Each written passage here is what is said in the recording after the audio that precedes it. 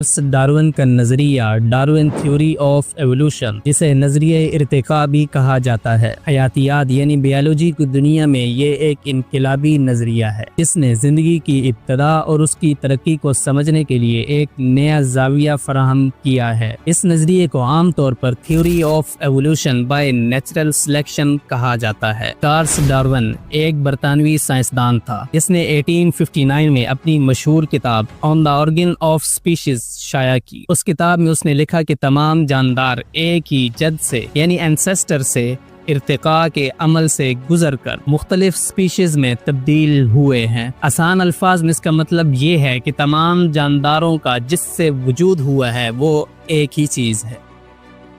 اس نظریے ارتقاء کی بنیادی باتیں یہ ہیں۔ فرسٹ، ویریشن ان نیچر، مطلب فطری تنوع۔ ہر جاندار میں دوسرے جاندار سے کچھ نہ کچھ چیزیں مختلف ہوتی ہیں، چاہے وہ جاندار جانور ہو یا پھر کوئی پودا ہو۔ سیکنڈ، اسٹرگل فار ایگزسٹنس، یعنی جدوجہد برائے ارتقاء۔ قدرتی وسائل جیسے خوراک، پانی یا جگہ یہ محدود ہوتے ہیں، اس لیے جاندار ان وسائل کو حاصل کرنے کے لیے ایک دوسرے سے مقابلہ کرتے ہیں۔ تھرڈ، نیچرل سلیکشن، فطری انتخاب۔ وہ جاندار جو اپنے ماحول کے مطابق بہتر ہوتے ہیں وہی زندہ رہتے ہیں۔ سروائیول آف دا فٹیسٹ، اور پھر وہ اپنی نسل کو آگے بڑھاتے ہیں۔ Fourth, survival of the fittest, بقا کا اصول۔ صرف وہی جاندار زندہ رہ پاتے ہیں کہ جن کی جسمانی یا ذہنی صفات ان کے ماحول کے مطابق ہوتی ہیں۔ Fifth, farming of new species, نئی انواع کی تخلیق۔ وقت کے ساتھ ساتھ جب مخصوص صفات رکھنے والے جاندار